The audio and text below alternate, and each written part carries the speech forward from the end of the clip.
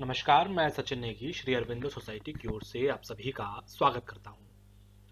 आज हम शिक्षा में शून्य निवेश नवाचार के अंतर्गत संकलित शब्द सागर नवाचार के विषय में चर्चा करेंगे, इसके बारे में जानेंगे।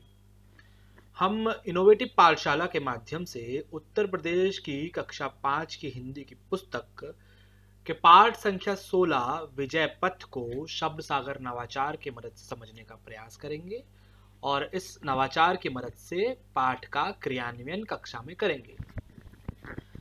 आइए पाठ के क्रियान्वयन से पहले जानते हैं शब्द सागर नवाचार की नवीनता एवं उपयोगिता के बारे में।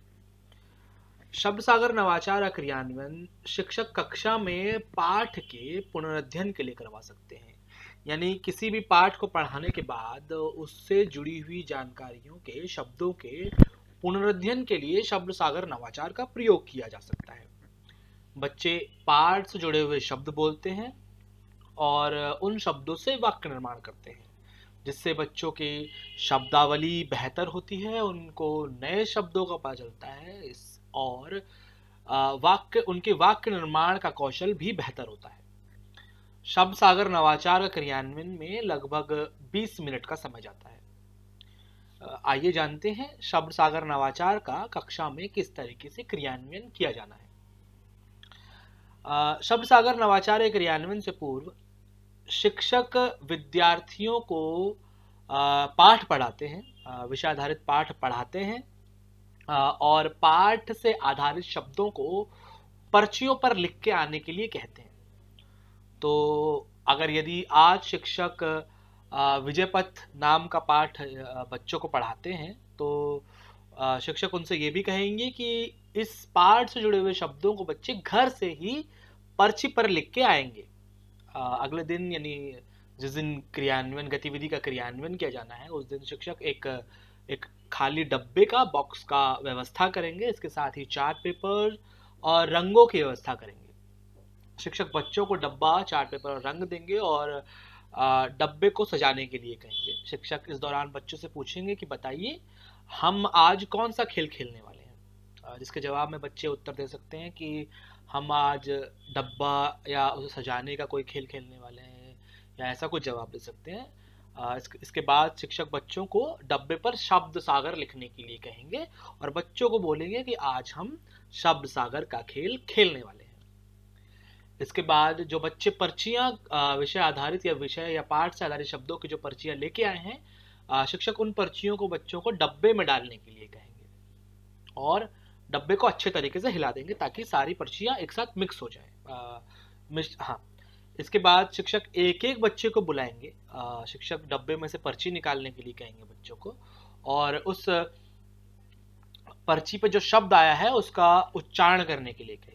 बच्चे पूरी कक्षा में जोर से उस शब्द का उच्चारण करेंगे और शब्द से जुड़ा हुआ वाक्य बनाएंगे।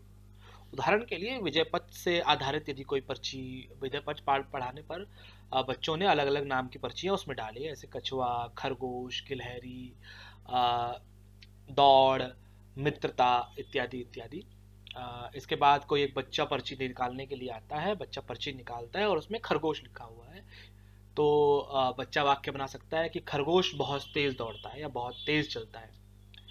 और इस तरीके से बच्चे पाठ से जुड़े हुए शब्द बोलते हैं, उनसे वाक्य का निर्माण करते हैं ताकि जिससे बच्चों की शब्दावली बेहतर होती है और वाक्य निर्माण भी सुधरता है।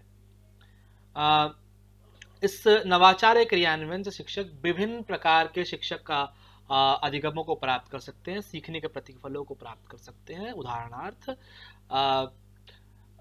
बच्चे सुनी पढ़ी रचनाओं, चाहे वो हास्य हो, साहित्य से जुड़ी हुई हो, सामाजिक आदि किसी भी विषय पर आधारित हो, की विषय वस्तु, घटनाओं, चित्रों, पात्रों, शीर्षकों आदि के बारे में बातचीत कर सकते हैं, उनसे जुड़े हुए प्रश्न पूछ सकते हैं, उन पर स्वतंत्र टिप्पणी कर सकते हैं, अपनी बातों को तर्क सहित रख सकते हैं और निष्कर्ष निकाल सकते हैं।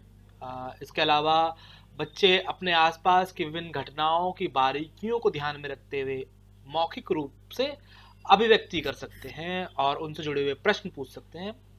बच्चे अपरिचित शब्दों को, जो कि पाठ से आधारित कई शब्द जो बच्चे बोलते हैं, उन शब्दों को शब्दकोश में ढूंढ सकते हैं। तो इन शिक्षक अधिगमों को, पाठ सीखने के प्रतिफलों को इस नवाचार के क्रियान्वयन द्वारा भी प्राप्त किया जा सकता है। इस नवाचार क्रियान्वयन से बच्चे कई तरीके के जीवन कौशल भी सीखते हैं, जिसमें गहन सोच होगी। वाक्य निर्माण के दौरान बच्चे सोचेंगे और फिर वाक्य का निर्माण करेंगे कि वाक्य में शब्द किस तरीके से आएगा। तो गहन सोच, सृजनात्मक सोच का बच्चों में निर्माण होता है। बच्चे बेहतर प्रेषण कर सकते हैं, बातचीत कर सकते हैं, और बच्चों के उत्तर देने में जब आत्मविश्वास का भी निर्माण होता है। नमस्कार, इस तरीके से आप इस नवाचार का कक्षा में क्रियान्वयन कर सकते हैं। नमस्कार, यदि आपको हमारी यह वीडियो अच्छी लगी हो, पसंद आई हो, तो हमारे इस वीडियो को लाइक करें, शेयर करें, इस पर कमेंट करें और हमारे चैनल को सब्सक्राइब करें। धन्यवाद।